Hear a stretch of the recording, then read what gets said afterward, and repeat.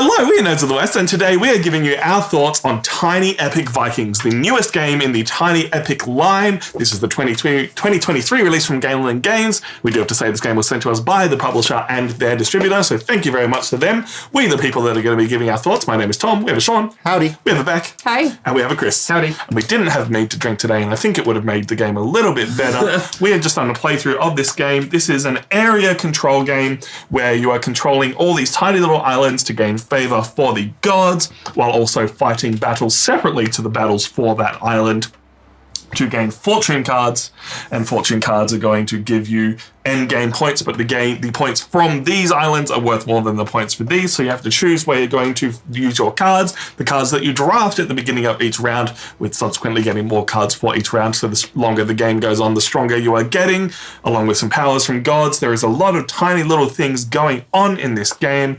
What do we think about the gameplay? Because the first word that comes to mind for me is unintuitive. Yeah, true. It's certainly very complex. Well, There's a lot of things going on that you have to consider, and it starts right away with drafting, right? You get a fistful of cards, and you're like, which cards do I take? In what order do I play them? And not only have you got the analysis paralysis going on, but like later down the track, someone invades your island, and all of a sudden your plans change, and you have to like adapt. So there's a lot of depth to it. You get the action on the card, which the symbols are decent, but then you can also get bonus actions for if you play the cards in the correct order or have jumped on islands in the correct order because of these symbols down the bottom right here, where if I played the cards this way, I would get a second action for my card, which is very, very powerful, but really, really situational. There are so many times I found where I didn't want to move a person because I would lose control of an island, or I didn't have the resources to properly take advantage of that. So your card drafting is super, super important. Yeah. I think we were probably a bit too focused on keeping control of island runes early in the game, where we probably should have been more focused about getting spread out a little bit more. Yeah, so because like, I ended up not moving around much in the game because I was so concerned with trying to hold on to a rune that I had that I ultimately lost anyway because Tom just dogpiled on me. And he was just like, I just want that rune, so I want it.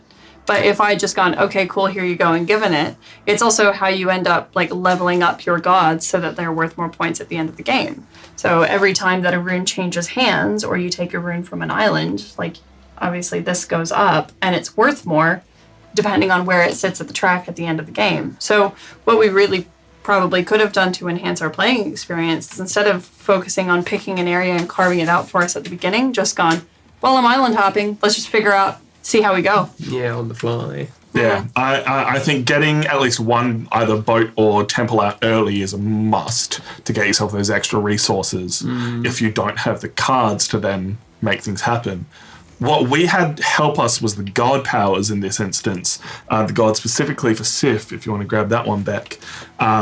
When you lost a fight, lost a battle, you then got the god that you used and their ability. So they went up one on their fury, and their ability for Sif in particular that helped was 4 of any resource. I think our game would have been much tougher and probably a little bit faster if we weren't getting all those free resources. Those helped a lot in early rounds. By I think all of us in the later rounds, resources weren't as important anymore. Yeah, so absolutely. there was a lot of give and take. I didn't care about resources at all. In the last round of the game, the only thing I needed to make sure I had was iron, and it was for the fighters I had coming out that required iron to win fights. Yeah. Like, I didn't care about wood or wheat. I was like, I can't build anymore. I've finished all of that. I just need to have iron to make sure I can at least have skin in the game. And did you enjoy that you had that choice to go hard into that one thing, or did it feel like I've done things and now they don't matter?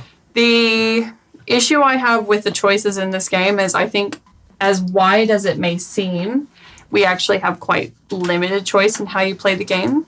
I think the way the game needs to be played for you to actually not get stuck in Sean's position where you don't have any favorite cards at the end, or stuck in my position where I only have one strategy at the end of the game, is to worry about fights early on and building and getting your stuff kind of spread out. Middle of the game, it's building up resources and plopping down, your temples and stuff where you have people. And then in the last round, it should be about moving your people around in such a way to trade tokens and hopefully get your hands. But by the same token, though, getting at least 1 or 2 islands out early lets you combo those cards. Yes. So there is definitely different pathways to take, but I think I agree that Chris and I definitely had an advantage because we won those early fights. You had a more varied game approach. Yeah, you guys got a little bit railroad. I don't know how you felt.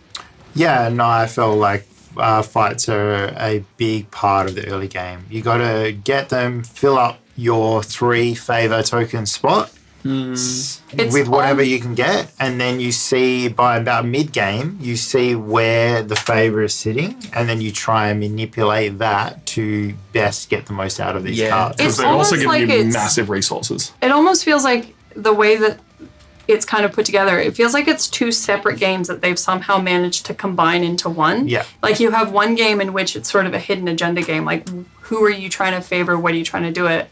Like what are you trying to do? A lot of secrets. But then the other part of it is Risk, where you're doing resource management to get people out to fight on the map and then hopefully have area control. I think going back to your word to describe it, unintuitive, that's where that comes from. Those 2 different parts coming together, they do work, but they are not, they don't sync properly. So you do find yourself like feeling a little bit like jittery when you're trying to do everything. Torn between how do I use this card? Do I use it for a fight? Do I use it for getting resources? Yeah. I felt okay doing that, but like the second round I felt really lost. So there was a lot of really tough choices that sometimes it felt because of the card drafting, you could never actually do what you needed to do. Yeah. If the right cards didn't come at the right time. Some card drafting games are quick because you just go, all right, here's my card, here's what I do next. This, because everything influences every next choice on this board and on upcoming fights, choosing the opportune moment to do things, it wasn't satisfying to me and felt that little bit too long. I'm going to ruin everything we have going on here and just double check, because we played 4 players. Yeah. And there is a separate board for 1 to 3 players. 4 players felt like there was a lot going on, and I wonder if 3 players will make this game feel more cohesive. But by the same token, there are then less islands in a 3-player board, so maybe that is how it's supposed to feel. Yeah. I think what is this? Area control is really like end game. Like you don't need to worry about it at all. Just fight, get these cards, see where you're sitting, and then manipulate the area control at the end. So I feel like this, I don't know if it's just I can't agree with you on that, simply because one of the major things to get extra resources is to get your temples out. So you need to get dudes on an island to get a temple out. So there is elements of that, and by comboing, getting an island, getting its rune, getting more cards, you can jump further and further ahead. So there is, I think there's a good game in here somewhere. And I'm spoiling my review a little bit. I think there's a good game in here somewhere. I just haven't seen it yet. Just before I cut to back, I think if there was a way to link fighting between these cards to something actually happening here where you're getting majority for winning or something, well, then actually that being said, I feel like losing, you don't get as much as what you should. I feel like that, even though you do get something and you don't feel too bad off, I don't think the things you get are good enough to make up for the fact of losing, because these are just so powerful. Yeah. But yeah, it's something to connect these cards, other than putting out things and manipulating this board, something else to affect this, I think will then tie the game together. But it's a lot of game in a small box. That was going to be my next point. I don't want to talk too much. Tiny Epic tries so much to put an epic game into a small box. And they've succeeded in that in this case, because it felt incohesive to me because there was too much going on. What did you have to say there? Sorry, I was actually going to pass to Chris, because Chris won the game and he did it with having favorite cards and having a pretty healthy mix of things built and not built. So I thought you might have a different opinion to what we've said. Yeah, okay, thank you. I felt like all these different aspects of the game, so like, when you're playing an RTS, you have to focus on your economy and military at the same time, and it's about like your focus and your duality in not just like focusing too hard on one aspect and losing out in the other. Yeah. So like being a generalist in this game is way better. And like Sean just described, like face down favor cards, you know, I had one of each and every kind. So by the end of the game, I wasn't really too worried if one god became the winner over another. It just would have been more advantageous in one way or another. So you give yourself that flexibility and it works for you. And that's what I was trying to do this game. And that works fairly well. Yeah, and so talking about the strategy that you employed, you were holed up on this side of the map for majority of the game. You didn't expand out over here at all. Yeah. Right? So you managed to get these early, which then gave you confidence, and whichever way the game skewed here, you were set. Right? You were good. And then you just used where you were at to manipulate a little bit when you won this back and stuff to then get the most out of the points with how the game state was at the end of the game. Yeah. And I think that's probably the big strategy for this is go hard on battles, get those cards, then you can really sit back. Yeah. And then relax. Because not only can you sit back, you can then control the tempo of other battles going forwards. 100%. There were multiple times that I could jump in on a battle and either stop Beck getting a card or jump in on a battle at the start and decide what we were fighting over, and someone else just had to go, cool, I need to do that now. And the thing was, even if you didn't want this card, you put in a card to battle with that would boost the influence of a god that you wanted. And so you're still getting more out of it, right? So, yeah, I think that's where, you know, and again, I didn't play it well. And I think for my next game, I'll definitely try that strategy. I think for me, if you took the resource management out of this, and it just became you move people into an area, like you have X amount of people that can go to a place based on the cards you have in your hand, has nothing to do with the amount of wood, iron, or wheat that you have. If you take out the resource management, this becomes a lot easier of a game to kind of wrap your head around, I think. And it's just because if it's just about the fights that you're having and the controlling of a spot that has nothing to do with making sure you have enough wood, iron, or wheat in order to get in there, then chances are you're going to have a lot easier of a time just having those sort of interchanges between players and going, okay, cool, well, now that I'm here and I've outweighed you with this card that I've played to get here, I'll be taking that token, and then that's it. Instead, it was, okay, I'm on this island, I have X amount of wheat, which means if I put a ship in here, I can dump some more players, but I don't have enough wheat yet. Also, the amount of times that we were caught out by people being like, oh, wait, the rounds changed, the amount of resources for this thing has changed, and it turns out I actually can't do that anymore because I planned it with 2 when really it needs 3. Yeah. I didn't mind that so much, but it was definitely just another layer on top of what do I need to track here, and it just made all the decision making just that little bit harder. And I think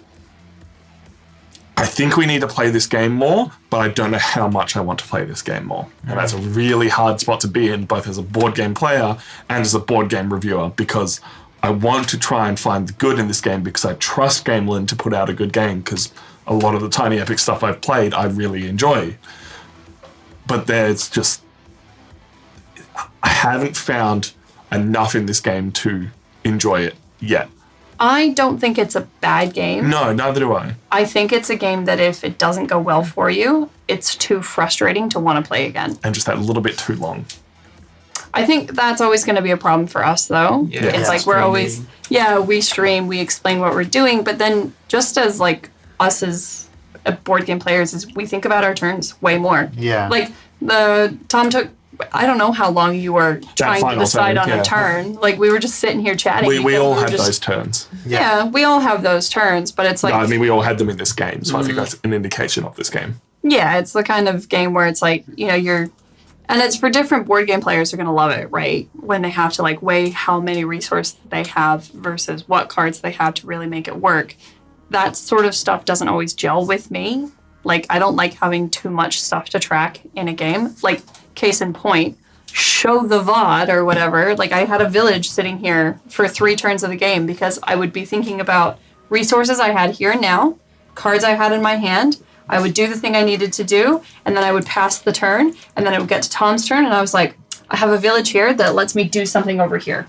Yeah, just another. Yeah, and it's like that might have been able to especially because there's not a spot on your board to put villages. Yeah. They have tried to track in so much stuff, but there is not a spot on your board to put villages. I'm gonna say it. I get it. I get it's part of the whole thing. It's too tiny. It's too small. I'm sorry. I don't disagree. It's too fiddly. It's too fiddly. I like what Game On does with the Tiny Epic Game series. They're trying to create an experience that you'd get out of a big box that you can chuck in your pocket. Yeah. Like, you know, literally your pocket. You That's can how fit big that. game box is. That goes in a rucksack. It goes in a briefcase. And you can take it. on Like, the you train. can break this out at a pub, on a train. I don't think you could. That's the thing. I think With because the right there are crowd, you could. For sure. I think because there are so many meeples on your board, on the game board, that this is a game that needed to be bigger. And only if you buy men's pants. True. On the component quality though, it's fantastic. All the meeples are really nice. I'm not going to use a blue boat. I love these little boats. Yeah. I love the little Vikings. I love the runes. All of this is really great. It's thematic. Like it's really, really nice. I love the card art. art is So great. many Yeah. cool little characters. I love all the names. Most things are pretty nicely laid out. It's clear. You know what you're doing when you put a card out. Something I wanted to ask. It's just not. I wish this game wasn't tiny. Are there different gods? Yes, there are 3 other gods. We've put them In the box? No, over here. somewhere safe. So we could have had Njord, god of the seas, which gives some extra sailing. So Freya, goddess of the hunt, which you can move settlers from clan mat to an island just for free. And Thor, each other player must yeet one of their settlers back to their mat. So there That are would've different been options. Interesting. Oh yeah. Rulebook was also a little bit confusing at times, Yeah. just in the way it was laid out for who controlled what island. I think it's the kind of thing where they didn't anticipate a situation in which you would steal a rune from somebody that had never had it in the first place. Yeah. Like it's a really It was very easy to lose track of who controlled what. So Yeah. I think there just needed to be one blanket rule of, it is in there, but it's like halfway down a paragraph, and it needed But to be in the control of runes. If you check who's got control at any point, they get the rune. I think one way that actually could have been amended, and you're welcome to disagree with me, is like, let's say Odin for the round is the orange god, but all of the runes have different symbols on it. So it's an orange rune, and it is for that particular god. Yeah. But because it's a different rune, it belongs specifically to that island. Yeah. And that way, when you're checking in, it means that I'm in control of this island, I have this rune. I'm in control of this island, I'll have this rune. Yeah. I just think that would make it a little bit easier to sort of go, even if all it was just like dots. Yeah. Literally just dots to go, this is Pink Island 1, this is Pink Island 2, this is Pink Island 3. Just because, like, at one point, Chris wound up with 2 runes because they were fighting over one island with a yellow rune on it. And it's like, granted, it all made complete sense at the time. It was just, in retrospect, meant that Sean was on an island completely alone, but he didn't get a rune for it. Yeah. So there was just lots of things to track, and I guess now we got to rank it on our board, because unless anyone else has thoughts on art and where things go. No? I think we covered everything. So this is our Nerds of the West ranking list. We rank games not on any objective quality, because objective qualities in board games are quite often subjective. And what is subjective to us is, if given the opportunity, what board game we would prefer to play. So we rank this at the best player count, the player count that we played at, and where we would play it over any of these other games. This game, it's a really tough one for me, because I think this game can be played quickly, but there are so many tough choices and so many intricate choices that it slows everything down if you're really trying to win. And the tiny epic games for me, I've always preferred epic in the sense that they've put a lot in, but not epic in the sense that there are a lot of tough choices. This game was just that little bit too intricate for me. I want to play it again, but I think in terms of area control, in terms of a 4-player game, it's going to sit below Libertalia for me. I think those kind of choices of who's going to win what, Northgard is definitely better, Azul is definitely better. This game was just too tough for what it was, and I want to see it played at its best, but I don't think I'm that person. It's fair. It's a fair, honest review. Chris? I think I enjoyed it a bit more, and it wasn't just because I won, but I was at least like the cogs were turning for me advantageously, whereas I didn't experience like so much like aggressive feedback from like having to manage fighting other people, stopping them from messing with your shit the whole time. So I can see, like where the positives of this game are for sure. Probably put it just below Mysterium Park, like right there in the middle, which on the screen is toward the bottom, but there's more down here. You can't see it. Yeah, it's off screen at the moment. How about you, Beck? The problem is before I chuck it down behind Last Message, which is a game I genuinely enjoy and don't understand why it's so low. Yeah. I would like to play it again. And so I'm kind of thinking about it in the scope of the second playthrough. What would I kick this out the door for to play again, sort of on this list? And it's just because I feel like I played the game wrong, and which is always going to happen when I play a game for the first time. So I feel like it's kind of getting stuck around space base for me. Like I can't really make it go higher than that. But I think it's actually going to go down to just below Curses and Covens, so around like Mysterium Park. Sean? So I was thinking the same spot as Chris, because I was looking at Generakis, another area control game, but it's simpler. It's hard because it's math galore, but it's simpler because it focuses on one thing, right? This game is a lot. It's got card drafting, resource management, and area control. So there's a lot to think about, and again, that's why they've made it that way. But I think for me, that does kick it down a few notches because it's just got too much going on, like what Tom said. So I'd probably put it here, just below Mantis, if you guys can see that. It's just off the screen. But yeah, just below. Pull it up a bit because I think we're all in the same. Sorry. Just below Mantis here. Well, not quite. So, I'm quite a bit lower, but I think it is going to sit just under Northgard, just above Northgard, I think, because you guys have put it up here a bit more. Yeah. But you're welcome to give us your thoughts. You're welcome to tell us that we need to play this game again and try different strategies, because I think there are different strategies you can find in this game. I'm just personally worried that there is always going to be someone at the table who's going to lose out and not get any further ahead.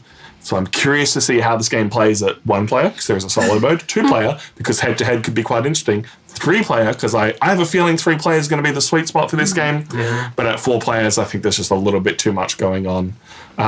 Any other final thoughts from anyone else? No, I'm good. Yep. I think we covered Glad I it. played.